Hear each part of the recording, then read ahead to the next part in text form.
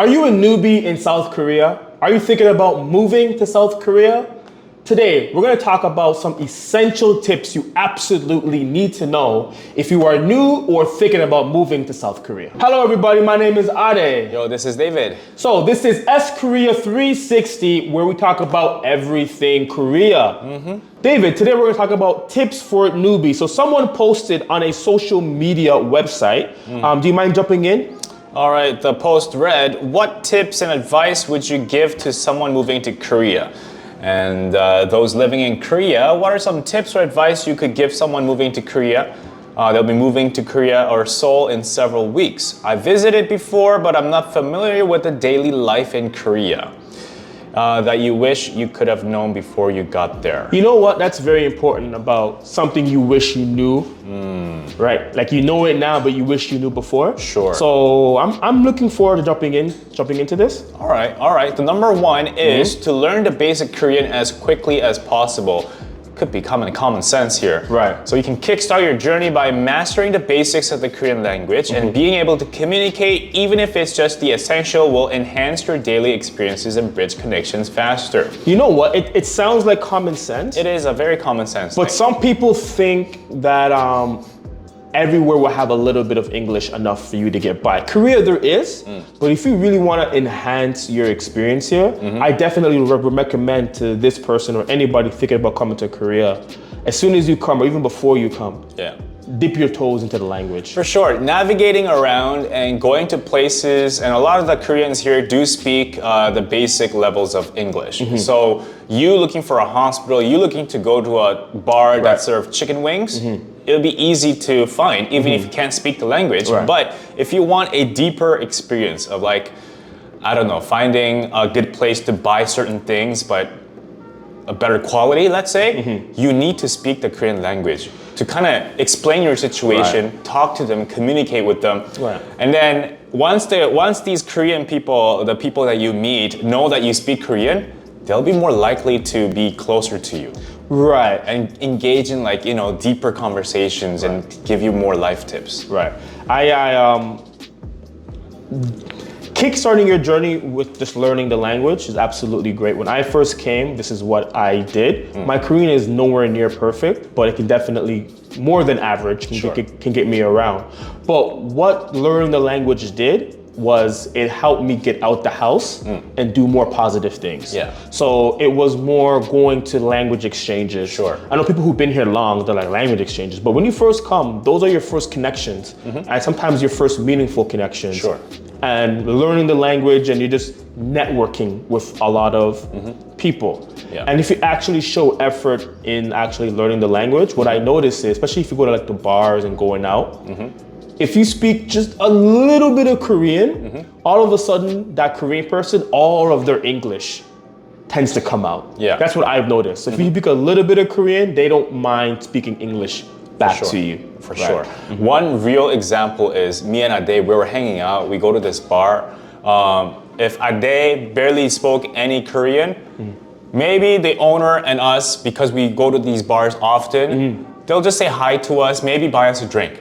But because Ade kind of communicates to them in Korean and in English mixed with proper grammar and stuff, they will let us sometimes cut in the line because we become friends with them. Right. So that's the difference. If you know the basics versus nothing. Right. Because it starts with the basics and then you slowly start leveling up. Exactly. And I will say this one thing before we move on to the other point is, if you want to learn Korean in Korea, don't think the longer you stay, the more you're gonna know. Oh no, it could be the opposite. No, it's total opposite. Yeah. I know guys who've been here 20 years, and no shade on them, right? Yeah. But they've been here 20 years, and all they know is nekju chuseyo. You know what I mean?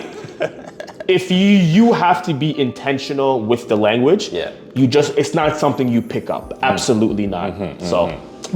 But this also goes along with the second topic, which is pick the proper city or pick the right city for you. Right, so Korea is a land of contrasts, from its bustling metropolises to serene countryside. So your choice of city can dramatically shape your Korean adventure. Choose wisely, keeping in mind your lifestyle preferences and goals. Very well said, very well put. Like where we live, we're in Busan, Right. which is the second biggest city in Korea. Right. But it's also it's got a good, I guess, balance of the young folk culture and the old traditional style Right. atmosphere. Seoul, we all know, it's big, it's Gangnam, it's got like Itaewon, Hongdae, bunch of hot places for the younger folks. It's where all the crazy fun is. But it could be too much for you. I would just recommend that if you're coming to Korea, do your research. Yeah, do the research. Do the research. And even more important than that, don't lie to yourself about what you want.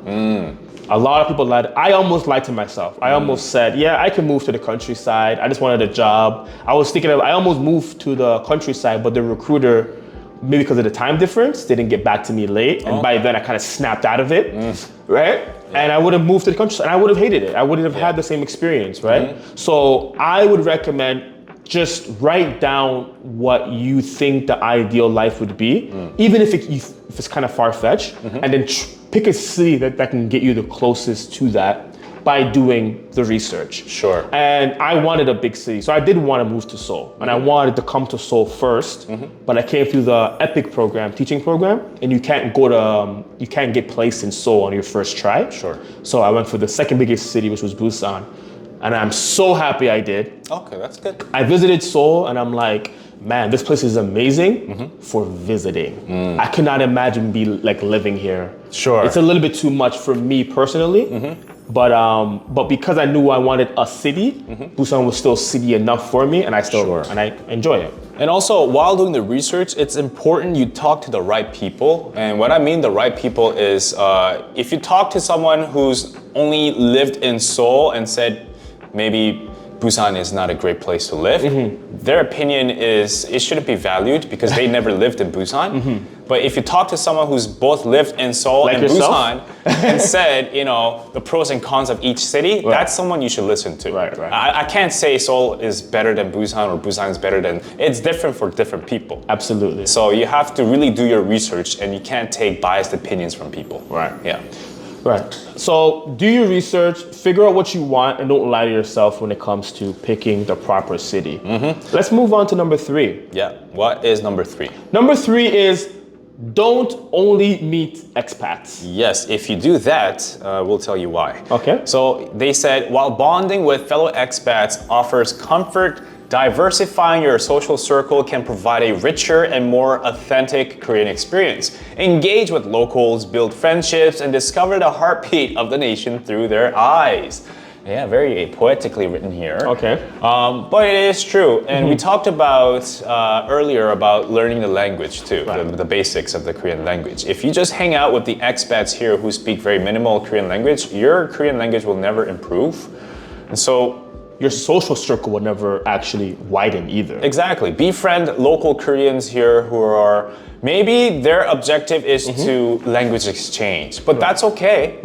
Build friendship through language exchange, and then once you guys are a little closer, actually try to learn, do actual language exchanges where they don't only benefit from learning English from you, but you also benefit learning Korean from them. Right, like when it comes to the language exchanges, they kind of get a bad rep, but I will say this, that if you do 10 and you get one good friend, that's not bad. Yeah. That's not bad. And what I would recommend with the language exchanges, don't only sit down and do language exchanges, try to do activities that you guys both enjoy. That way you're actually building a friendship outside of the study room. And that way you are also widening your social circle. You have to break the English bubble. Like, I know a lot of foreigners, and again, there's nothing wrong with it, but you come to Korea for a reason. Culture should be, I'm sure, is one of those reasons. And when you start to widen your circle, Korean people can bring you and make you and show you things that expats can't. It is what it is. Yeah. Right. So pop that foreigner bubble. For sure. Yeah. I guess it's different for me versus you. because I look Korean. I mean, ethnically, I'm Korean. You're right. So I can like talk to people more, I guess, easier than maybe you can, or non-Korean ethnically people can. But like try to befriend as many local people as you can. Sure. Through light small talks. And I know small talks is non-existent here, but still try. You can try. Yeah, you can try. Definitely try. All right, let's move on to our next topic. Number 4, be ready to embrace a different culture. So Korea's rich of traditions, values, and customs awaits you. Dive in with an open mind, ready to embrace, understand, and appreciate the cultural nuances that make this country uniquely captivating. I'll say this. You know Korea is a different culture. You know it's on the opposite side of the world, probably from your home country. Sure. But the amount of difference, like that gap in the culture difference, can be so big sometimes. And it's your approach to it will be the bridge.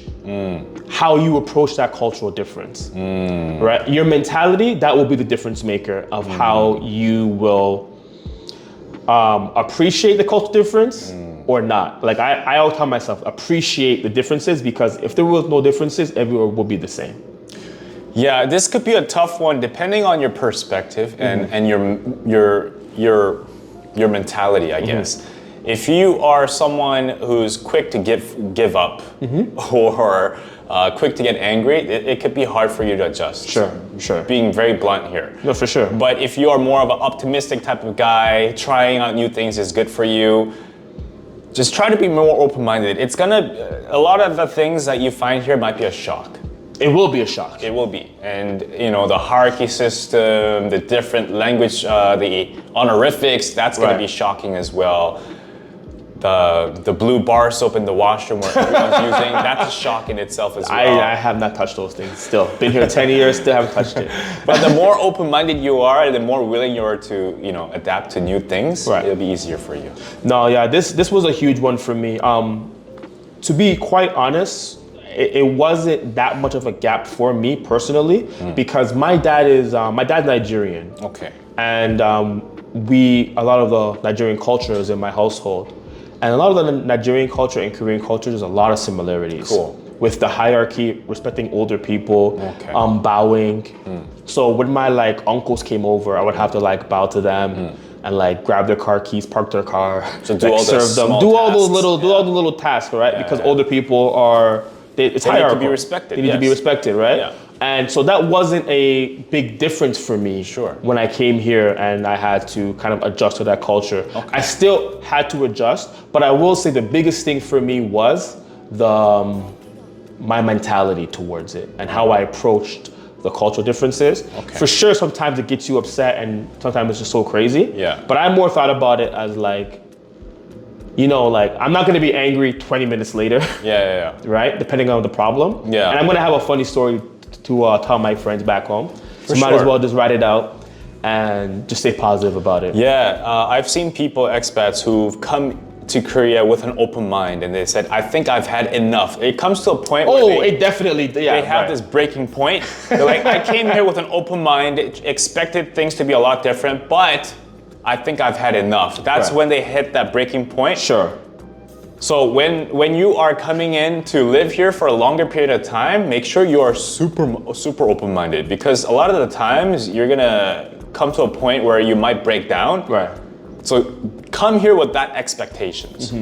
So it's I'm pretty more open-minded than all of the other expats who've broken down, but you too could break down. Right. Yeah. Let's jump into the last one, talking about long-term. Yeah. Number 5, think long-term. All right, whether you're in Korea for a season or considering a longer stay, forward thinking can make all the difference. So plan strategically from housing to career opportunities, ensuring you're set for both immediate adventures and future endeavors. So yeah, you've been here for quite a time, Ade. Decade. Yeah, which is a lot longer than you expected, or did you come here with the mindset of staying at least 5-6 years here? When I came, I you can say to yourself, I want to stay long, or I want to stay short. It doesn't matter because you have to like the place. Right? You got to feel it out. Sure. So I did think, okay, maybe a year or two. Okay. But then like after the first 8 months, I realized this is just more comfortable than back home. Cool. Right? And I kind of knew I wanted to stay longer. Okay. So I've always kept that long-term mentality. So when it came to like studying Korean or like career opportunities, like I did my master's here. I tried to like upgrade my career. I have done that. And when you do that, it kind of sucks at the beginning because you're kind of building a whole new life again. It's slow. It's super slow. But what is slow, what is fast? It's all perspective, For right? sure. So over time, like I kind of reaped those benefits. Now like my comfort here and my life here is like really how I wanted it. Exactly. Right, like what I planned. So what you invested in before, it's you thought it was kind slow, but it's building up. It's building up, and now what I planned, like 7-8 years ago, where I wanted to be, is where I am now. That's good. Right. So to kind of see all those check mark boxes getting checked, but it takes a lot of time. But once you reach there, you're there. Right? So I've seen people. I want to tell people like, get a good house if you can afford it, right? I know people like, like $100 difference. I'm going for the cheaper house, but like my house was like a little bit more expensive than normal people. But I knew this was like a long-term place. Like I'm not gonna have to move for a very long time, and I've been there for like 7 years. Wow! And the place is, you see my place, it's comfortable, right? Yeah. So. But it's those kind of decisions that kind of help me get more to where I needed to be. I don't gotta move every 2-3 years. I had a good landlord. These little small things, they add up so much over time. But people just kind of just overlook it and they lie to themselves. I met so many expats that said, I'm leaving next year, or I'm leaving after this contract, and they're still here. 2, 3, 4, 5, 6, 7 years later, they're still here. Because time flies, and we all know that. Time flies, but what's worse about it is because they think they're always leaving, they never invested in anything long term.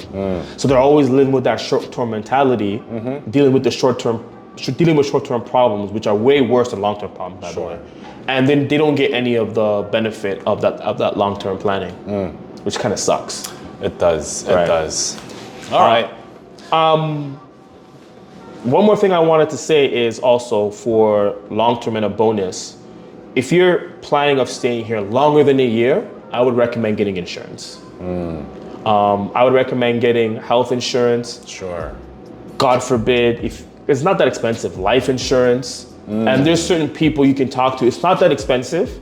It might be an added cost to your monthly bill, but it's not that much. And it just kind of gives you more of a relief if anything did happen to you. Sure. It can be taken care of. Right. And with the health insurance, Korean healthcare is amazing. It's cheap, but there's certain things that can add up and get costly, especially if it's really expensive. So, especially if it's really expensive. So, something to consider. For sure. Let me tell you a story about health insurance. I've hurt my back, and that's why I missed out on the video shoots. And so I had to get my MRIs, I had to get, checkups, and I was hospitalized. Yes, we all have the National Health Insurance, the NHI. If you're working for a hagwon, if you're working for a school, that's the basics they'll provide for you. One of the 4 basic ones. We call it 사대보험 in Korean, right? That will cover the basic fee, but what comes after it, you have to pay out of your own pocket. But there's a way where you can get 90% of it back, and that's through an insurance called 실비보험. Like Sylvie or whatever. I don't know what they call it in English, but 실비보험, you pay that. It ranges from $30 to $40 a month. Mine's even cheaper than that if you get it early, but yeah. Oh, mine keeps rising. Mine used to be 30, but now it's 40. I don't know why, but anyway. I do that, but there's different levels to it too. But what it does is basically the basic concept is any hospital bill that you get, any hospital bill pretty much, over $10, 90% of it will be refunded back to you. So let's say your hospital bill came out to be $1,200 for a three-day hospitalization, right? you'll get back 90% of it. You only pay 10%. You only pay, what, 13 bucks? Right. Yeah, or 130 bucks, sorry. well, 130 bucks, the rest you get back to your bank. And the process is done within a week. It's really quick. It's really fast. So something you should consider if you have, I don't know, like health problems where you are right now and you're planning to live here longer. But I'm healthy and I still have it. But yeah, it's an insurance. It's insurance. It's to insure your health. So even if you're not sick, even if you think you're healthy and stuff, that 30, 40 bucks a month can save you thousands of dollars of bills. And headaches. Yeah, and headaches too. And you know, like GoFundMe. I know people do them, I understand. But, you know, try to take care of yourself and just pay a little extra. One quick instance, I had an expat friend. They didn't have this 실비보험, but they wish they had it because they got into a car accident. It wasn't even their fault. But, I mean, it was kind of their fault. It was like 50-50. But then that means that 50% you have to pay for it out of your pocket. Right. And with NHI, the basic health insurance, you still have to pay like maybe hundreds of dollars. Right. But if you had 실비, 90% would come back to you, and maybe you paid 30 bucks a month for 3 years of living here. Right. It's about the same price. You get more back than what you pay. Right. I know people watching it, but just consider it. Yeah. All right. So that wraps it up. Is there anything that we missed that we should have added? Please let us know in the comments. Maybe we'll make a part 2 of this video. So please like, subscribe, and share with your friends. Bye for now.